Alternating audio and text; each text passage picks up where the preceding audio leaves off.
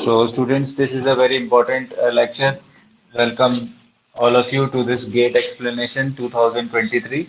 As we know that I attempted this paper, and in this paper, we are going to look at the questions which are from literature section only. So, I request all of you to be very alert and also try to note down the explanation which I am giving on this question paper. So this is we are starting from question 27. Okay. So I'm skipping the questions before that because those were related to maths, reasoning, or maybe grammar section. So let's start question number 27. We can say this is question number one, page 21, question 27. Okay. So it's a 41 page file and page 21 you can those who have question papers they can see from there also, and we are sharing the paper on the Telegram also on our WhatsApp group also. Okay. So who published the novel The Bell Jar under the pseudonym Victoria Lucas? So the first question, it's a very important question. It's from American literature, guys, and the answer to this question is Sylvia Plath. Okay, Sylvia Plath published her only novel. She was a poetess. ठीक है, poetess थी और इनका सिर्फ एकमात्र जो novel है वो कौन सा है? बेल जार है। ठीक है। और बेल जार जो है इन्होंने किसके उसमें लिखा है? विक्टोरिया लुकास करके जो इनका स्यूडोनिम है, इस स्यूडोनिम के थ्रू इन्होंने इस नॉवल को लिखा है। और सबसे बड़ी बात क्या है कि ये क्या है? एस्थर ग्रीनवुड करके इनका नाम है इसमें। नोट कर लेंगे सारे बच्चे, एस्थर ग्रीनवुड। ये कैरेक्टर है, मेन प्रोटैगनिस्ट है इस नॉवल की। और सिल्विया प्लाथ कहाँ की है? अमेरिकन पोइटेस है, कन्फेशनल पोइटेस है। ठीक है, जो लोग बेसिक्स में बिल्कुल स्टार्ट कर रहे हैं उनसे उनको बताना चाहेंगे अमेरिकन लिटरेचर एमए में लगती है सिल्विया प्लाथ। कन्फेशनल मूवमेंट है, रिपीट होंगे ये टर्म्स। और इनका एकमात्र ओनली नॉवल इज बेलजार, जो कि इन्होंने इस स्यूडोनिम के साथ छापा है। और इसमें जो कैरेक्टर है उसका नाम है एस्थर ग्रीनवुड। ये हीरोइन है इस नॉवल की। ठीक है, ओनली नॉवल, मैं फिर बता रहा हूँ, सिर्फ एक ही नॉवल लिखा है सिल्विया प्लाथ ने। वही क्वेश्चन सबसे पहला क्वेश्चन इसमें पूछा है। ठीक है, so let's move on to next question. Next question देखते हैं गाइस हम लोग। ठीक है, तो नेक्स्ट क्वेश्चन है, in which collection did Walt Whitman poems Song of Myself first appear? ठीक है, तो ये हमारा क्वेश्चन नंबर 28 है। सॉन्ग ऑफ माई सेल्फ जो है ये कौन से कलेक्शन में अपीयर हुआ है? ब्लैक ले। ठीक है, तो बहुत अच्छा सा क्वेश्चन है। Song of my self leaves of grass में अपीयर हुआ है और इसका आंसर है लीव्स ऑफ ग्रास, डी इसका आंसर है। ठीक है, अब इस पे बहुत सारे पॉइंट्स है, फटाफट नोट करो। तो लीव्स ऑफ ग्रास, अगेन ये क्वेश्चन कौन से सेक्शन से है गाइस? अमेरिकन लिटरेचर से है। और लीव्स ऑफ ग्रास का पहला एडिशन कब आया था? 1855 में। नोट कर लेंगे सारे साथी। और इसकी पहली पोएम थी song of my self. Leaves of Grass पहला एडिशन 1855, वॉल्ट विटमैन जो कि बार्ड ऑफ अमेरिकन पोइट्री कहे जाते हैं। और मैंने क्या बोला कि ये टोटल एडिशंस कितने आए हैं इसके? 9 एडिशंस आए हैं। नोट करेगी पूरी class, 9 editions Leaves of Grass के आए हैं। ठीक है, ये अपनी पूरी लाइफ लॉन्ग इसको एडिट करते रहे वॉल्ट विटमैन।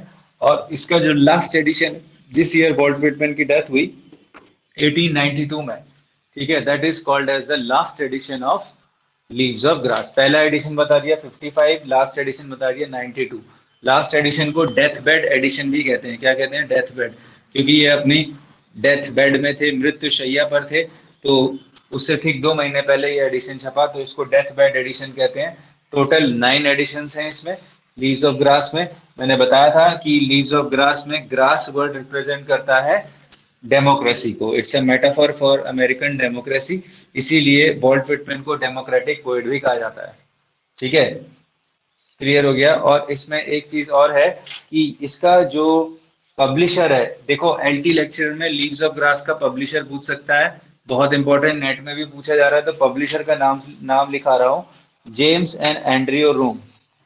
पब्लिशर का नाम क्या है? James and Andrew Rome, ROM। ये स्कॉटिश इमिग्रेंट्स थे। क्या थे? स्कॉटिश इमिग्रेंट्स पब्लिशर्स थे इसके। बहुत इंपॉर्टेंट, ये आज तक मैंने पहले नहीं लिखाया, हर बार नोट्स को एडिट करता हूँ आप लोगों के लिए, ताकि आप लोगों को नए नए क्वेश्चंस कंपटीशन लेवल पर मिले। तो लीव्स ऑफ ग्रास के पब्लिशर्स का नेम, ये इन्होंने सेल्फ पब्लिश करी थी, सॉरी सेल्फ पब्लिश करी थी, प्रिंटर्स थे basically.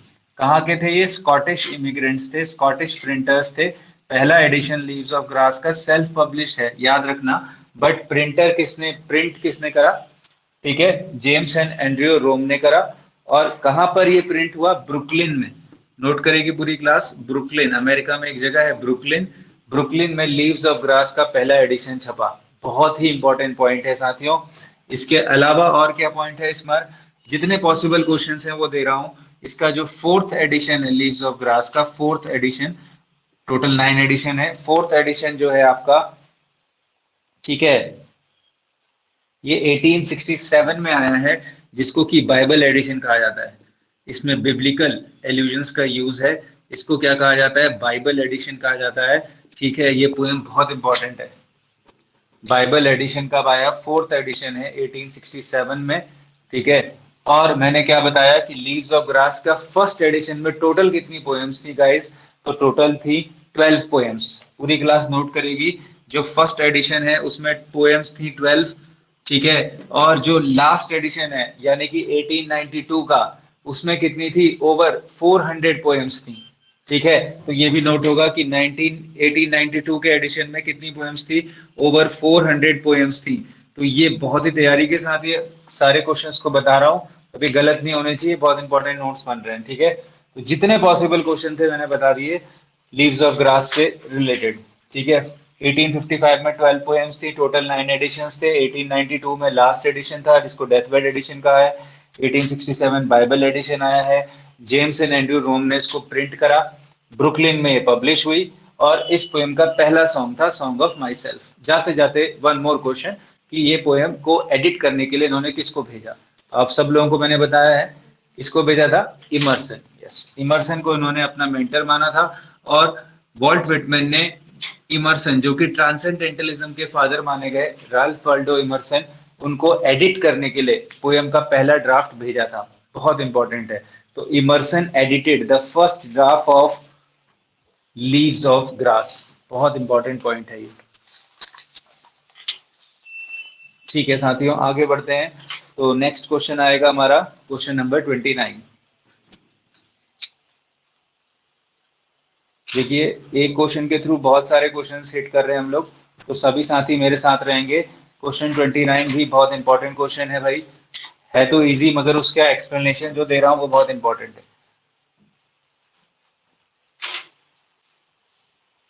So the question is very simple, that who wrote the introduction to Gitanjali? Very easy question.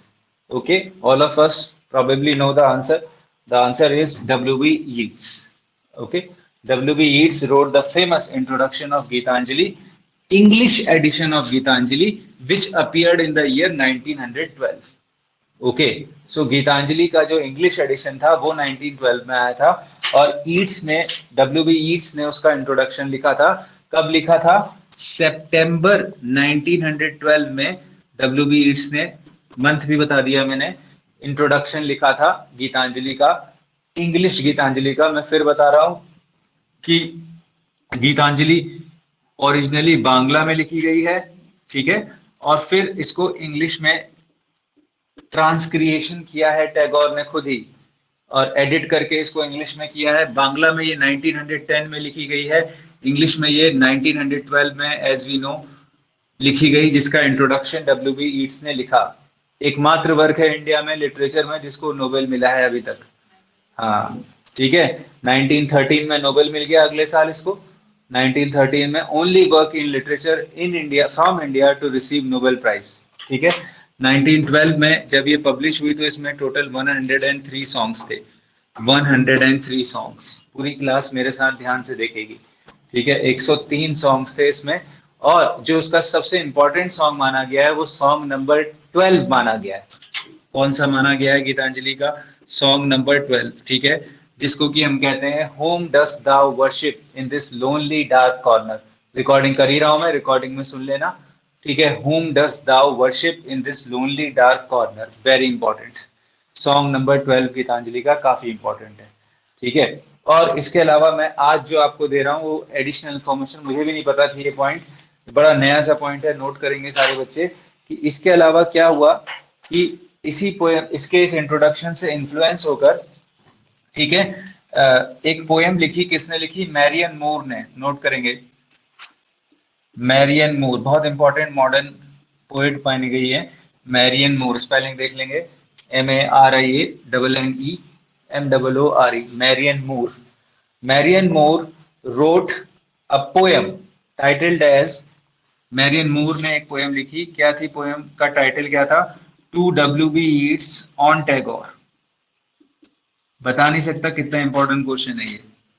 Marrion Moore wrote a poem, poem लिखना है इसको।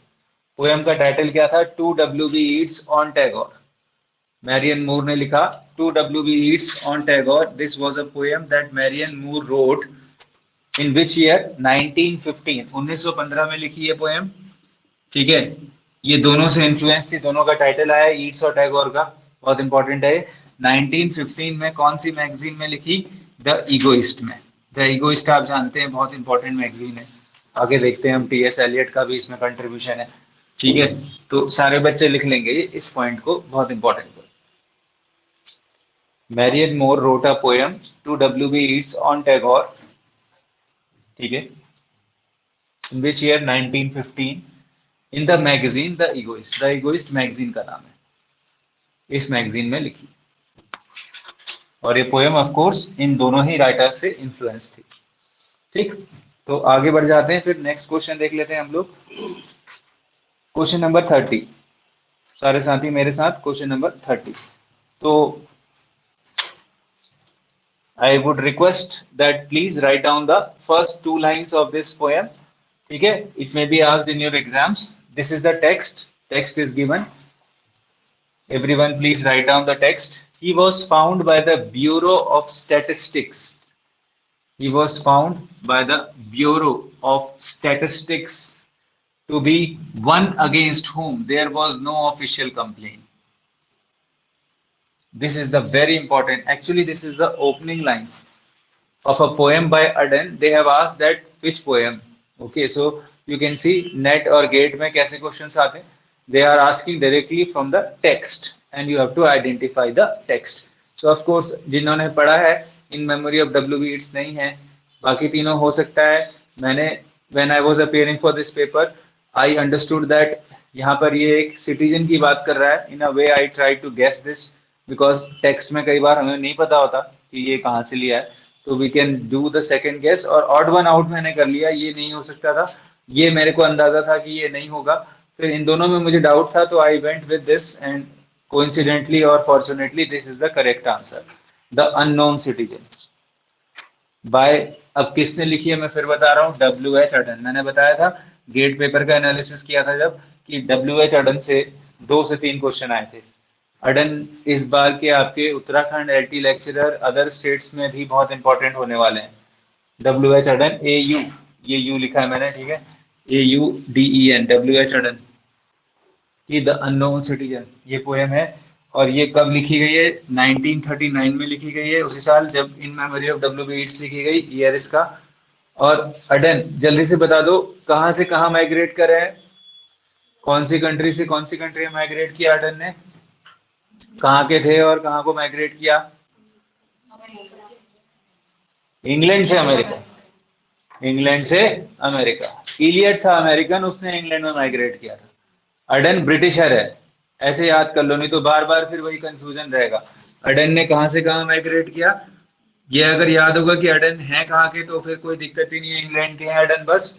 तो अडन ने इंग्लैंड से US जब माइग्रेट किया था, उसके बाद ये पोएम लिखी थी। ठीक है, फटाफट नोट कर लो और अभी भी याद भी कर लेना इसको, इंग्लैंड टू US। आगे बढ़ते हैं। ये वाला क्वेश्चन भी बहुत ट्रिकी क्वेश्चन था, ठीक है, जिसमें क्या है कि इस क्वेश्चन में ये टेक्स्ट दे दिया है और इसका नरेशन पूछा है। अब आप लोग को इस क्वेश्चन में टेक्स्ट को पढ़ना है, आप इसको नहीं भी लिखेंगे टेक्स्ट को चलेगा, बट क्वेश्चन को पढ़ना है। क्या कह रहा है कि identify the point of view. Point of view मतलब नैरेटोलॉजी, कौन से, किसके नजरिए से, पॉइंट ऑफ व्यू से ये टेक्स्ट लिखा गया है, किसके पॉइंट ऑफ व्यू से इस टेक्स्ट को लिखा गया है, क्वेश्चन ये है। अब आपने यहाँ पर यू देखा, you are not the kind of guy, लेकिन मान लीजिए कि ये मेरा नॉवल है, इस नॉवल के अंदर ये कैरेक्टर है, ठीक है, समझ लेना। हाँ, ये सारे क्या है, कैरेक्टर है, और ये ऑथर है, ये और क्या है, ऑथर है। अब ऑथर कैरेक्टर्स को तो क्रिएट कर रहा है, ठीक है। अब वो कहानी के अंदर टेक्स्ट चल रहा है, तो यहां पर अगर जो ये यू है, ज्यादातर बच्चों ने इसको सेकंड पर्सन कर दिया, जो कि गलत है। यू सेकंड पर्सन प्रोनाउन है, मगर second person point of view नहीं है, ठीक है। हाँ, यहाँ पर कभी भी कोई दिक्कत हो तो लिमिटेड पॉइंट ऑफ व्यू कुछ नहीं होता है, ये आउट हो गया। अब थर्ड पर्सन और फर्स्ट पर्सन बचा। फर्स्ट पर्सन में अगर वो आई करके कहता तो वो फर्स्ट पर्सन प्रोनाउन भी होता और first person point of view भी होता। इसीलिए यहाँ पर ये ट्रिक क्या थी कि सेकंड और थर्ड में कंफ्यूजन था, फर्स्ट ये हो नहीं सकता, तो इसीलिए third person point of view है। लिखा सेकंड पर्सन प्रोनाउन में है, मगर पॉइंट ऑफ व्यू क्या है, third person. 100% very important question है ये, आएगा। एक्सप्लेनेशन क्या लिखोगे इसका, बस खाली ये लिख दो 31 का ए, और लिख देना it is second person pronoun but shown as a third person point of view. फटाफट लिखो अच्छे से, बढ़िया। Second person pronoun but shown as a third person point of view, very important लिख देना कॉपी में। कंफ्यूजिंग क्वेश्चन भी लिख देना अपने लिए, क्योंकि बाद में रिवीजन करोगे तो वहां पर पता चलेगा कि ये कंफ्यूजिंग है, तो वहां पर गलत नहीं होगा जब रिवीजन करोगे तो। Second person pronoun but third person point of view. Point of view third person है, क्योंकि ये कैरेक्टर इससे कह रहा है, देखो ये कैरेक्टर आपस में कह रहा है, ये चित्र से समझाया मैंने, ये आपस में कह रहे हैं, तो ये है बात तो थर्ड पर्सन की ही कर रहे हैं, ठीक है। हाँ, ये अगर सुनो, अगर इसी डायग्राम को देखो, अगर ये कैरेक्टर सीधा यहाँ पर मान लो तुम हो या रीडर है, सारे बच्चे ध्यान से देखना बोर्ड में, ये रीडर ये हम है, ठीक है, ये ऑथर है, और ये अगर ये हमसे कहने लग जाए टेक्स्ट के अंदर, आई बात, घुस रहा है दिमाग में, अगर ये हमसे कहने लग जाए कि यू द रीडर टेक्स्ट के अंदर, तो वो क्या होगा, second person point of view होगा, ठीक है। ये हमसे थोड़ी कह रहा है, हमसे कह रहा है क्या, वो आपस में बात कर रहे हैं ना, you are not the kind of guy. कहीं पर भी रीडर के बारे में बात नहीं हो रही है, रीडर को नहीं संबोधित कर रहा है। अगर ये टेक्स्ट के अंदर रीडर को संबोधित कर जाए तो वो सेकंड पर्सन होगा, बहुत ही रेयर केस होगा। ऐसे कुछ ही एग्जांपल है, जैसे मैंने बताया था, एक जगह वो कहता है टेक्स्ट में, जहां तक मुझे याद है, आपका ब्रॉन्टे में, शैरलेट ब्रॉन्टे के जेन आयर में कहता है, रीडर आई मैरिड हिम। ये क्वेश्चन आया है नेट में ना, टेक्स्ट के अंदर कह रहा है रीडर आई मैरिड हिम, तो वो हो जाएगा फिर, हाँ सेकंड पर्सन में, है ना। हाँ, वो सेकंड पर्सन मतलब रीडर को एड्रेस कर रहा है। अब रीडर सोच के तुम्हें थर्ड पर्सन नहीं सोचना है, एड्रेस किसको कर रहा है वो ये देखना है। अगर रीडर को एड्रेस करेगा तभी second person point of view होगा, नहीं तो आप, सॉरी, हाँ second person point of view होगा, नहीं तो उसको थर्ड पर्सन ही मानना बस, ठीक है। चलो, तो ये आपका आ गया बहुत इंपॉर्टेंट क्वेश्चन, इंटरेस्टिंग क्वेश्चन था। फिर नेक्स्ट हम लोग बढ़ते हैं, which of the following is a novel by Charles Dickens. Simple सा क्वेश्चन है, which of the following 32, question number 32, easy question है ये। इनमें से कौन सा नॉवल चार्ल्स डिकेंस ने लिखा है, खुद भी ट्राई करते रहो। कौन सा लिखा है, old curiosity shop, old wife tale, old bachelor, 100 year of solitude, कौन सा लिखा है, ए। कौन सा लिखा है, ओल्ड क्यूरियोसिटी शॉप, ये डिकेंस का नॉवल है, ठीक है। और बाकी कोई भी ये आंसर ठीक नहीं है, ये है नॉवेल्स मगर चार्ल्स डिकेंस। तो देखो, एक क्वेश्चन अपने मन में रखना, नेट में हमेशा डिकेंस का एक नॉवल आएगा ही आएगा, उसका नाम ना, तो हाँ, नॉवल या कैरेक्टर। अब ये कब आया था, 1841 में आया था, और डिकेंस के नॉवल सीरियलाइज्ड होते थे, सीरियलाइज समझ रहे हो, मैगजीन्स में लिखे जाते थे। तो कौन सी मैगजीन में सीरियलाइज्ड हुआ ये भी लिखवा रहा हूँ, Humphrey clock, Humphrey's Clock. This was the magazine in which his novels were serialized. Serialized तो सबको पता है ना, एक्चुअली क्या होता था, जो नॉवेल्स थे, सब लोग समझ लेना इस कॉन्सेप्ट को, विक्टोरियन एरा में नॉवेल्स एक साथ एक बुक के फॉर्म में नहीं छपते थे, क्योंकि उस समय मैगजीन्स का दौर था। तो राइटर्स लोग क्या करते थे, नॉवल का एक पार्ट उन्होंने निकाला, एक चैप्टर वन, फिर उसके बाद उसको चैप्टर टू, जब 15 दिन बाद फिर मैगजीन छपी तब चैप्टर टू निकाला, फिर चैप्टर थ्री निकाला, तो उसको हम क्या कहते हैं, सीरियलाइज्ड। इसीलिए विक्टोरियन एज के नॉवेल्स में एक टेंडेंसी देखोगे आप लोग, उसमें एक ईयर नहीं होगा, क्या होगा 40-41 ऐसे लिखा होगा। क्यों लिखा होगा? क्योंकि 40 में शुरू हुआ सीरियलाइज होना, 41 तक चलता रहा वो नॉवल। ठीक है, तो इसको कहते हैं सीरियलाइज। तो मैगजीन पूछता है कौन सी मैगजीन में सीरियलाइज्ड हुआ, तो हम्फ्रे क्लॉक मैगजीन का नाम है। नॉवल है ओल्ड क्यूरियोसिटी शॉप 1841। वैसे हम देखते हैं डिकेंस का 1836 में पहला नॉवल आ गया था। ठीक है, पिकविक पेपर्स। ठीक है, पिकविक पेपर्स। और चार्ल्स डिकेंस ने पार्लियामेंट्री रिपोर्टर का भी काम किया है। एलटी में आया है क्वेश्चन, मैंने पहले भी बताया। चार्ल्स डिकेंस ने अपने करियर कैसे शुरू किया? एज ए जर्नलिस्ट, नोट कर लेना।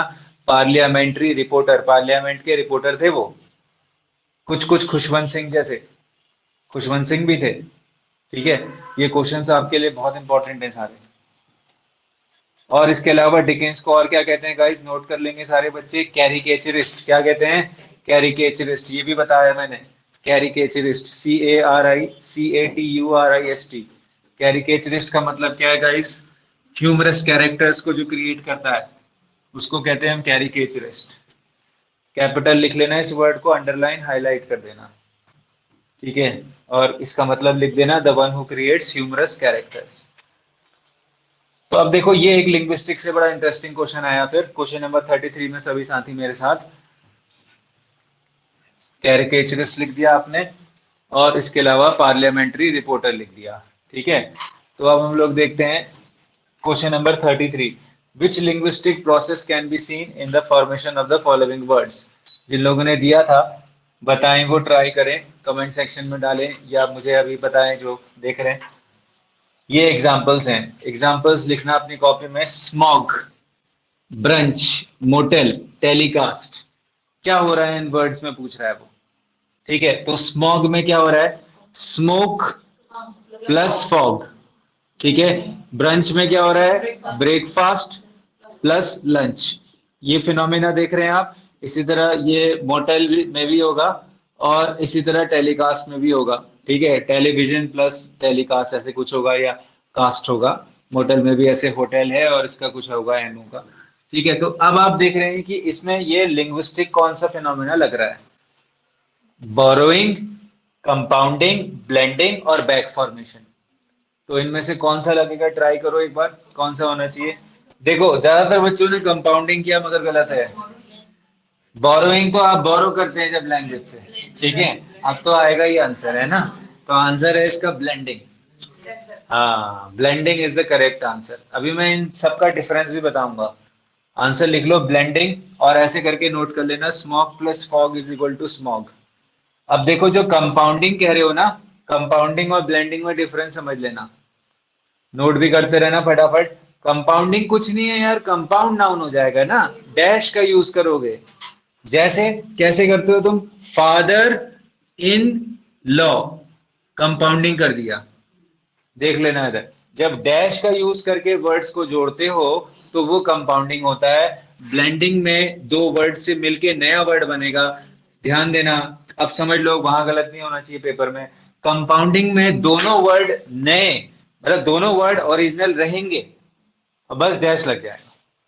जैसे एक और एग्जांपल देता हूं कंपाउंडिंग में। स्टेपसन, स्टेप मतलब सौतेला, सन आपको पता ही है। तो ये कंपाउंडिंग है, ये ब्लेंडिंग नहीं है। ब्लेंडिंग में क्या हो रहा है? स्मोक का उसने एस एम लिया खाली, फॉग का उसने ओजी लिया, और नया बना दिया। कंपाउंडिंग में क्या हो रहा है? दोनों वर्ड वो रख रहा है, और बीच में डैश कर रहा है। आ रहा है समझ में? कंपाउंडिंग में, कंपाउंड मतलब आप ऐसे दिमाग में रखना कि दोनों वर्ड्स अपनी अपनी पोजीशन में रहेंगे, और डैश लग जाएगा बस। और ब्लेंडिंग में दोनों वर्ड अपनी अपनी कुछ कुछ अल्फाबेट्स को लूज करेंगे, और नया बनेगा। ठीक है, अब बोरोविंग तो सीधा सीधा जब हम किसी दूसरी लैंग्वेज से बोरो कर लेंगे अपने अपनी लैंग्वेज में। जैसे मान लो अभी इसी में क्वेश्चन आया, चटनीफिकेशन या चटनी या समोसा, ऐसे कुछ वर्ड्स हैं जो हमने इंग्लिश में बोरो कर लिए हैं, वो कि ऑब्वियसली हिंदी के वर्ड्स हैं, है ना? ऐसे ही पर्शियन वर्ड्स हैं, अरेबिक वर्ड्स हैं, पोर्चुगीज, फ्रेंच, तो वो बोरोइंग है। अब बैक फॉर्मेशन बहुत इंटरेस्टिंग है, सारे बच्चे नोट कर लेना। बैक फॉर्मेशन का एग्जांपल बता रहा हूँ, कुछ भी नहीं है बैक फॉर्मेशन में गाइस। बैक फॉर्मेशन का मतलब क्या है? सारे बच्चे विद एग्जांपल नोट करेंगे, ये नेट में आया है तुम्हारे ना, बैक फॉर्मेशन। तो जैसे बैक फॉर्मेशन में तुमने क्या किया, पहले देखो ओरिजिनल, पहले बोर्ड में देख लो सब। ये वर्ड है एडिटर, अब एडिटर का बैक फॉर्मेशन क्या करते हैं, जब हम पीछे से कोई वर्ड्स को लूज कर देते हैं, अल्फाबेट्स को, वर्ड्स को नहीं, अल्फाबेट्स को लूज कर देते हैं और छोटा बना देते हैं, तो उसको क्या कहते हैं हम, बैक फॉर्मेशन। बैक फॉर्मेशन में याद रखना, back means from behind. Back में हम कुछ वर्ड्स को जब छोड़ देते हैं और नया वर्ड, बैक फॉर्मेशन में हमेशा जो ओरिजिनल वर्ड है उससे जो नया वर्ड है वो छोटा बनेगा कि बड़ा बनेगा, छोटा बनेगा, बस यही है, छोटा बन जाएगा। एडिटर का एडिट बना दिया आपने। तो ये समझो कि लैंग्वेज में पहले कौन सा वर्ड आया था, अरे पहले एडिट आया था कि एडिटर आया था, बैक फॉर्मेशन एडिटर आया था, एडिटर से हमने एडिट बनाया है, ये कहना चाह रहा हूं मैं। पहले एडिट वर्ड नहीं था, एडिट से एडिटर नहीं बना, एडिटर से एडिट बना। तो बैक फॉर्मेशन में बड़े वर्ड्स को छोटा कर दिया, टीचर टीच, टीचर से क्या बन गया, टीच। ठीक है, ऐसे दो तीन एग्जांपल लिख लो। ठीक है, अब जैसे इसमें था लेजर, लेजर हम लोग जानते हैं, लेजर जो टेक्नोलॉजी होती है उससे एक वर्ड बन गया लेज, LASE, ये वर्ड अब आ गया है, टीचर टीच। तो यानी कि बैक फॉर्मेशन में हमेशा ऐसे देखो, एरो पीछे को कर देना और लिख देना कि the the new word loses, कैसे लिखोगे इसकी डेफिनेशन लिख लो, the new word loses few alphabets, कुछ अल्फाबेट्स को वो लूज कर देता है, लेटर्स कर दो, अल्फाबेट्स नहीं, few letters to form a new short word. जैसे लिखा है बिल्कुल वैसे ही लिख देना, बैक फॉर्मेशन की डेफिनेशन भी लिखवा दी। ओरिजिनल वर्ड नहीं होगा, जो original word uses a few letters और ना ना ना अल्फाबेट्स ना, टू जो, फॉर्म अ न्यू वर्ड। हाँ हाँ हाँ, ओरिजिनल वर्ड बिल्कुल, द ओरिजिनल वर्ड बिल्कुल, the original word loses, original word से लूज होगा ना, जो original word loses few letters to form a new short word. ठीक है, बैक फॉर्मेशन हाईलाइट कर देना, बहुत बार आया है। क्या लिखा मैंने, the original word loses few letters to form a new short word, back formation. ठीक है, क्लियर सबको। नेक्स्ट देख लेते हैं, लिंग्विस्टिक्स से था, इसको आप एक टॉपिक नोट कर लो, नैरेटोलॉजी भी कह सकते हो, नोट कर लो यहाँ पर। लिंग्विस्टिक इसी क्वेश्चन 33 में नैरेटोलॉजी से लिया है, नैरेटोलॉजी के टर्म्स भी हैं, लिंग्विस्टिक्स के भी टर्म है, नैरेटोलॉजी के भी टर्म। नेट वाले नैरेटोलॉजी एक छोटा सा हम लोग देखते हैं, क्रिटिसिज्म का एक पार्ट आता है। जी जी जी, नैरेटोलॉजी क्रिटिसिज्म में आता है। ठीक है, फॉर्मलिज्म से निकला हुआ एक छोटा सा मूवमेंट है। ठीक है, आगे बढ़ते हैं। Which writer is credited with the chutnification of Indian language या इंडियन इंग्लिश। अभी चटनीफिकेशन वर्ड किसने दिया है, सिंपल सा क्वेश्चन था ये। तो ये नया वर्ड है चटनीफिकेशन। चटनीफिकेशन मीन्स अगेन, जैसे चटनी स्पाइसी, ठीक है, that means to spice up the language, to use different words. तो ये बहुत ही फेमस टर्म है, ये सलमान रश्दी ने दिया है। हाँ, कलिनरी, एग्जैक्टली, कलिनरी उसने वो फील्ड से लिया है, बट है ये लैंग्विस्टिक टर्म। ठीक है, किसने दिया है, सलमान रश्दी ने। चटनीफिकेशन, इसका मतलब आपने वही लिखा कि spicing up the language, language को चटपटा बना देना। चटनी जैसे स्पाइस अप करती है लैंग्वेज को, to spice up the language means थोड़ा सा कंट्रोवर्शियल लिखना, थोड़ा सा, you can say, okay, so that is there. Salman Rushdie, I would like to say a very important point that on 8th of August 2022, he was attacked and somehow survived. So his new novel, this is going to be a question in this net, I am telling you, Victory City. The new novel was published that I have already shared with you all. Victory City, who published it and what were his views, okay, and what was this novel all about. You can go further at your own pace and make your notes. Victory City, very important work.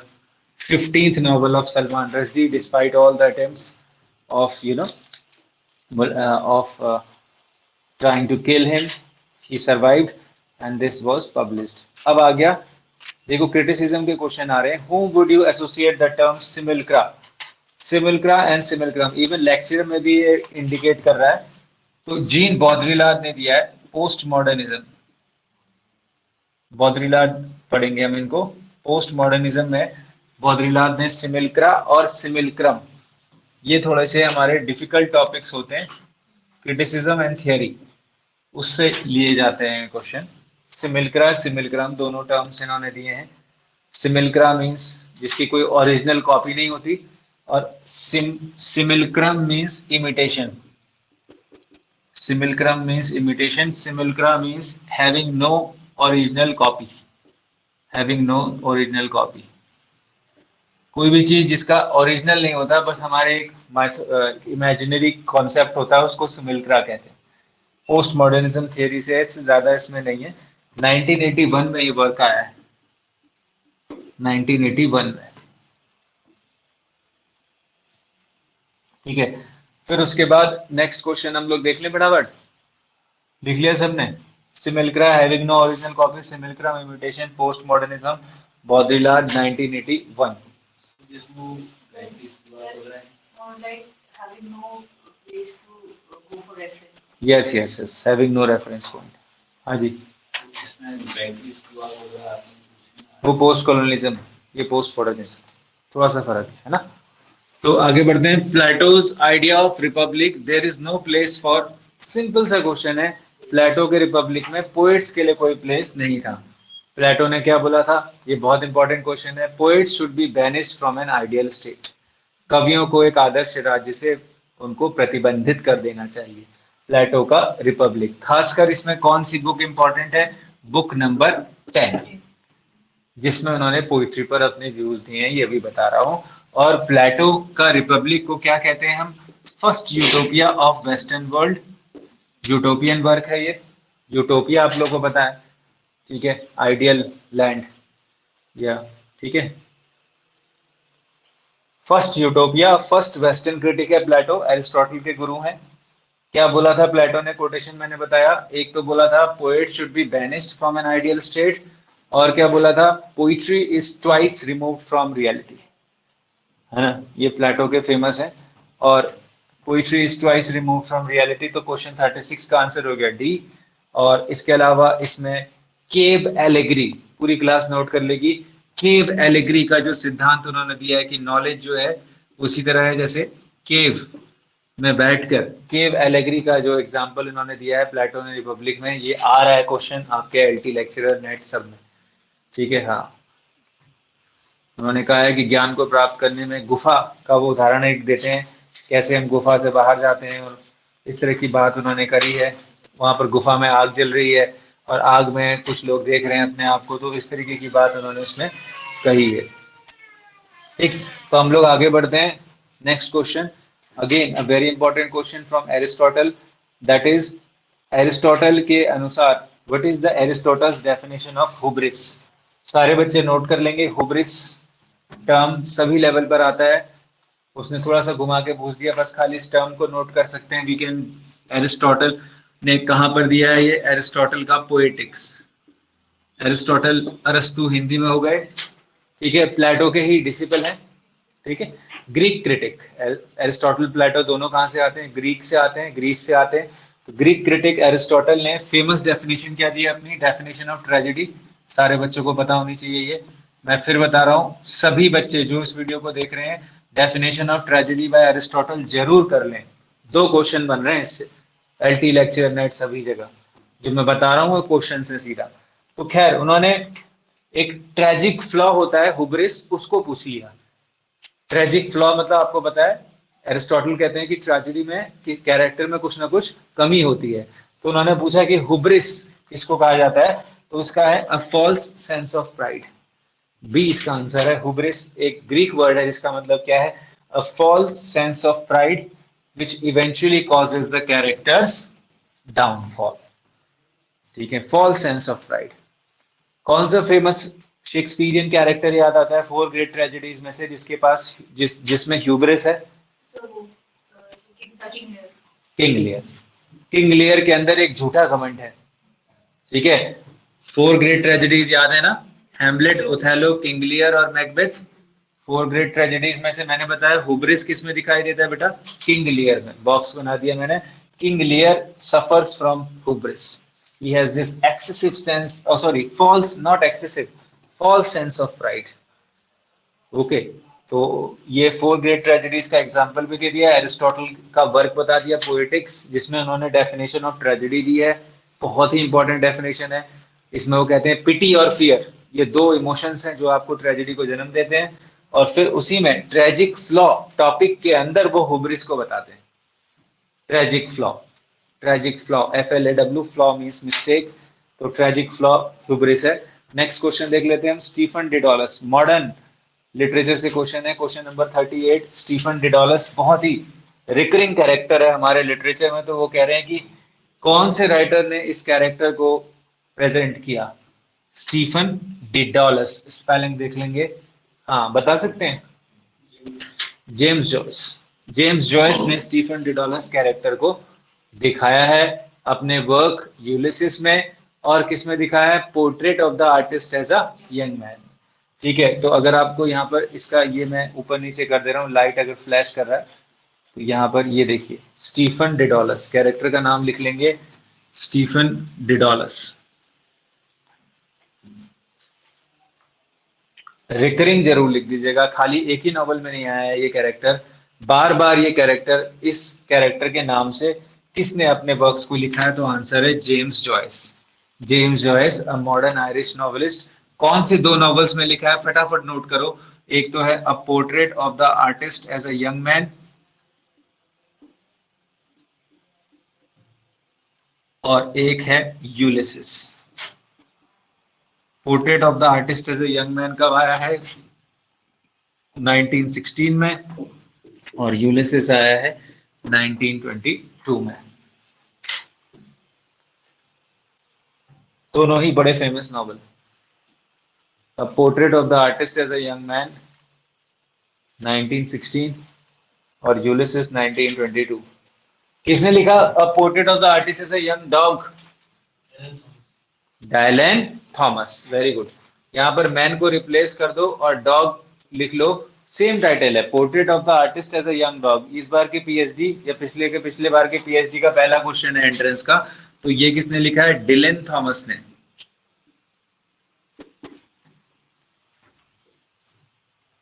A Welsh poet of 1940s, Dylan Thomas, known for poems like Fernhill, October.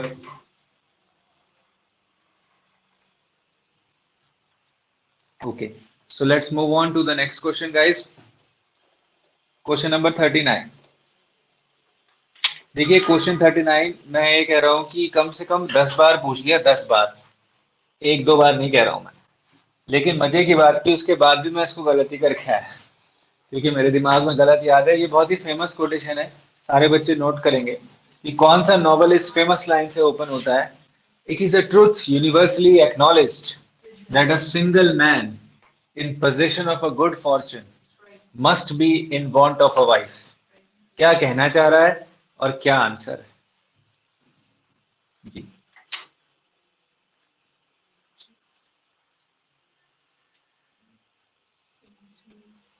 So answer है pride and prejudice, और simple कहना चाह रहा है कि यह बात सार्वभौमिक रूप से सत्य है कि कोई भी व्यक्ति जो सिंगल है, सिंगल मीन्स अनमैरिड है, और जिसके पास अच्छा खासा ठीक ठाक पैसा है, फॉर्चून का मतलब यहाँ पर पैसा है, must be in want of a wife, that means must be in want of a partner. Wife का मतलब यहाँ पर पार्टनर है, तो कहने का मतलब if a man is single and rich, then what else he wants a wife. So that is their very famous opening line by Jane Austen's Pride and Prejudice. Who wrote this novel? Jane Austen. Jane Austen पहली realist novelist मानी गई है English literature की। Feminism में realism लाने वाली Jane Austen ही थी, जिनका ज्यादा फेमस नॉवल एम्मा है, मगर यहाँ पर प्राइड एंड प्रेजुडिस हम देख रहे हैं, जिसकी बहुत ही फेमस हीरोइन है एलिजाबेथ बेनेट, जिसका बहुत ही फेमस कैरेक्टर ऐश्वर्या राय ने इसी नाम की मूवी से हॉलीवुड में प्ले किया है। ठीक है, एलिजाबेथ बेनेट फेमस हीरोइन है, और जो हीरो है इसका, उसका नाम भी लिखेंगे डार्सी। तो जो हीरोइन है वो प्रिजुडिस्ड है, और जो हीरो है उसमें प्राइड है, इसीलिए इसका नाम है प्राइड एंड प्रिजुडिस। कैरेक्टर्स के नाम जरूर लिख लें, एलिजाबेथ बेनेट हीरोइन है, डार्सी हीरो है, और लिखा किसने है नॉवल? जेन ऑस्टन ने। ये कब आया था? 1813 में आया था। और बहुत ही इंपॉर्टेंट नॉवल माना जाता है जेन ऑस्टन का। और एक वर्ड और क्या बताया मैंने उसके बारे में, सारी चीजें आपने नोट करनी है। Jane Austen is called as the first realist of women novelist. सारे वुमेन नॉवलिस्ट में पहली रियलिस्ट कही गई। नहीं तो वुमेन जितने भी नॉवलिस्ट थे वो जनरली सेंटिमेंटल और ये सब लिखते थे, बट इनने रियलिज्म लिखा है। ठीक है, तो साथियों धीरे धीरे आगे बढ़ते हैं। Next question number 40। देखो ये अफ्रीकन लिटरेचर से पूछ लिया है मैंने। कल परसों भी बात हुई थी, शायद ऑनलाइन क्लास में हुई होगी, कि Chinua Achebe, father of African literature जो है, उन्होंने डब्ल्यू बी येट्स की पोएम द सेकंड कमिंग से कौन सा नॉवल ड्राइव किया है और डिराइव किया है टाइटल? तो थिंग्स फॉल अपार्ट। बिल्कुल पढ़ा हुआ क्वेश्चन है, क्लास में हमने कम से कम 2-3 बार पढ़ा है। चिनवा अचेबे सब लोग लिख देंगे, क्या कहते हैं इनको? Father of African novels in English. African novels in English के फादर माने गए हैं। चिनवा अचेबे कहाँ के हैं? नाइजीरिया के। नाइजीरिया में इग्बो कम्युनिटीज हैं, IGBO, इग्बो। इग्बो कम्युनिटी से आते हैं। इन्होंने डब्ल्यू बी येट्स की द सेकंड कमिंग से कौन सी पोएम ली, की पोएम से कौन सा ये टाइटल डिराइव किया? Things fall apart. बहुत ही फेमस नॉवल माना जाता है। ये कब आया है? 1958 में। इसका ईयर बहुत इंपॉर्टेंट है। थिंग्स फॉल अपार्ट आया है 1958 में। ठीक है, और इसमें 2 नॉवल और लिखे हैं इन्होंने। मैंने इसका कोड बता रखा था, TNA। T for things fall apart, पहला नॉवल था इस सीरीज का। इसके बाद N for no longer at ease, no longer at ease. Chinua Achebe के तीनों नॉवेल्स की सीरीज है, पक्का पूछेगा। और A for aero of God, note कर लेना है। ओके, ईयर्स भी बता रहा हूँ, कंफर्म है? 1958, 60 और 1962 कंफर्म है? तभी बताना भाई। कंफर्म नहीं? अरे ना ना ना,